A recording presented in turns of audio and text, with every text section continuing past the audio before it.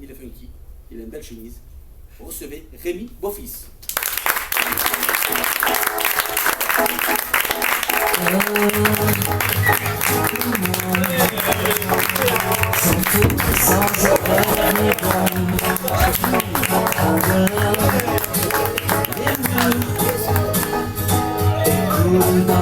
Bonsoir. Bonsoir. Oh, comment vous êtes trop mignons. Oh, vous avez tous répondu et tout, c'est cool. En plus, vous êtes beaux aussi. Ah si, ouais, t'es surpris, mais si, hein.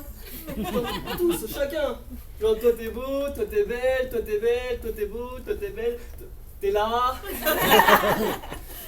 Eh, vous savez pas, moi je suis hyper contente de monter sur scène devant vous ce soir. Déjà parce que c'est une des rares fois où je suis plus grand que tout le monde. Non bon, ça va, en vrai niveau taille je suis pile dans la moyenne. Des femmes. Mais la moyenne quand même. Et puis y a pas de honte d'être petit, hein. D'ailleurs, Mimi Mati a dit, les gens qui se moquent des personnes de petite taille, moi, ça me dépasse. Alors moi ce soir, pour commencer pour vous, je voulais vous raconter une petite histoire conviviale et bon enfant qui parle du taux de suicide chez les handicapés. Le titre c'est « Se pendre en fauteuil roulant, oui, mais comment ?»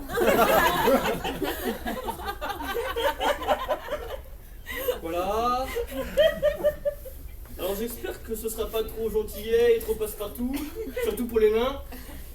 Allez, je vous la raconte. C'est l'histoire d'un manchot qui veut se tailler les veines et voilà. Du coup, ça vous a plu? Ouais. J'ai écrit cette petite histoire pendant le confinement. J'ai fait plein de trucs pendant le confinement, hein, vraiment.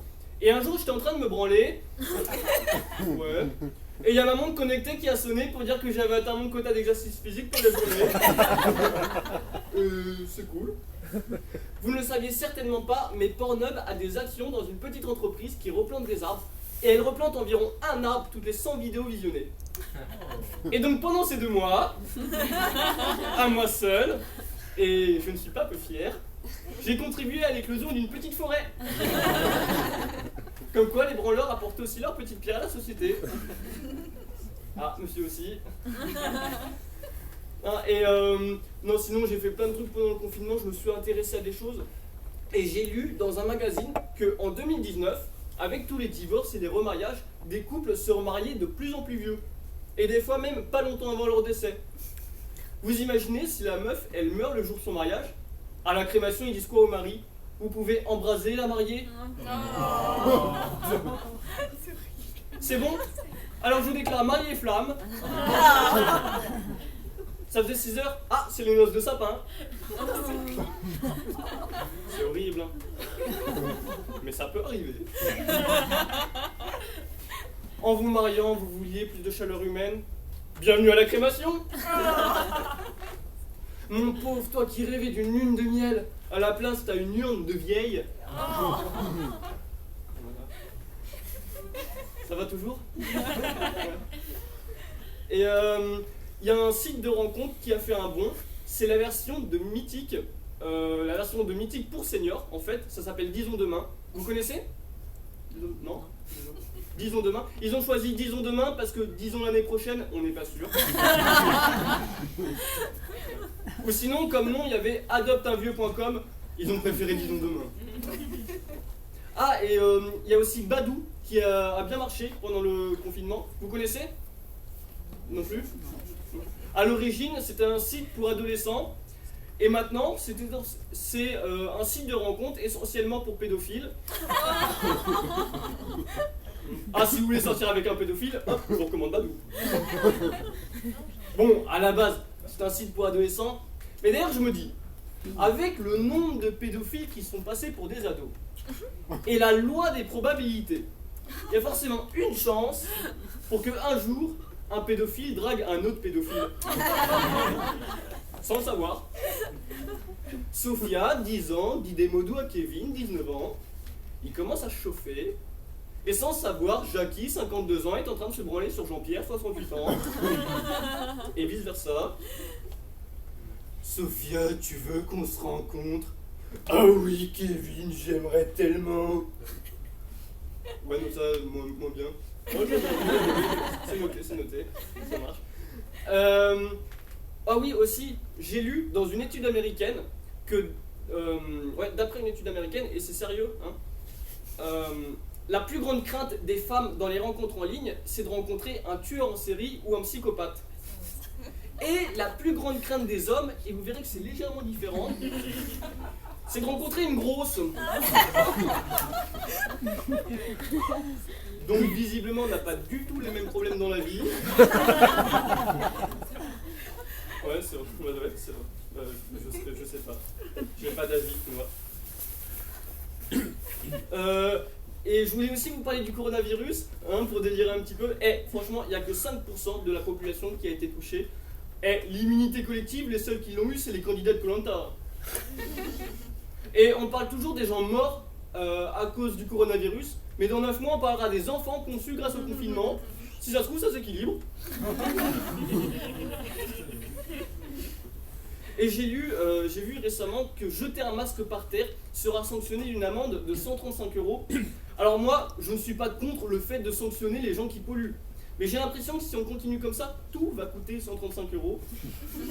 Avant, sortir de chez soi, 135 €. Là, jeter un masque par terre, 135 €. Prendre le métro sans masque, 135 €. Bientôt, éternuer dans la rue, 135 €. Porter une capuche à un jogging Lacoste, 135 €. Obligé. Tout va coûter 135 €.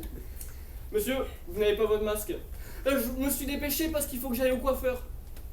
Au coiffeur. Faute de grammaire, 135 €. Et pourquoi vous alliez chez le coiffeur?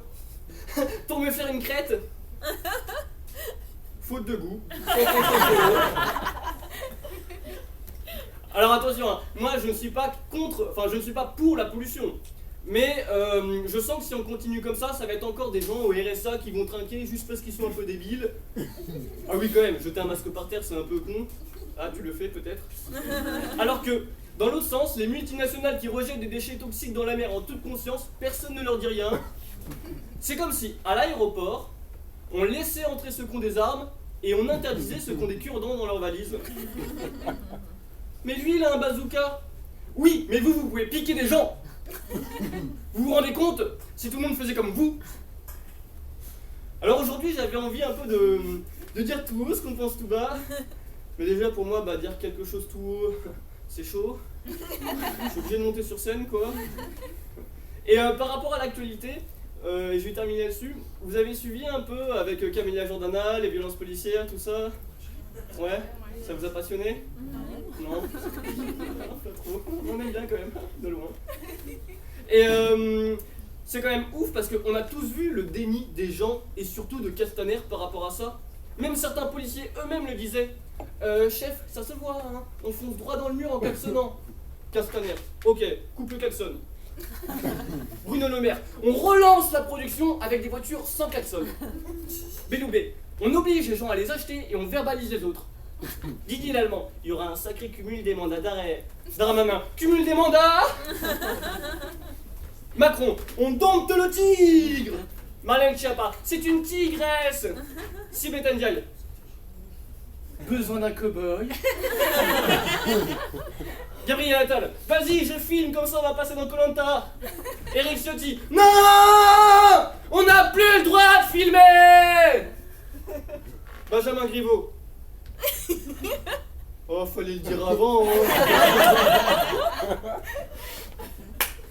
Bref, si je... Ah, t'aimes bien. Tout à l'heure, la masturbation, et ça, t'aimes bien. C'est bientôt fini. Hein. Une phrase. Ça va? Ouais.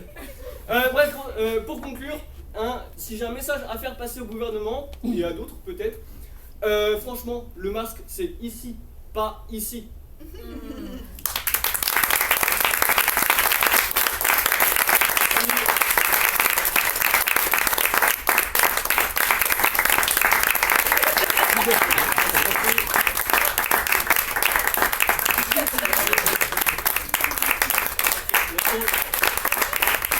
Faut arrêter d'applaudir, sinon je ne parle pas. Voilà, je reste. Allez, on fait un maximum de bruit, un maximum de pêche pour le prochain, c'est mon copain, c'est Julien Bing.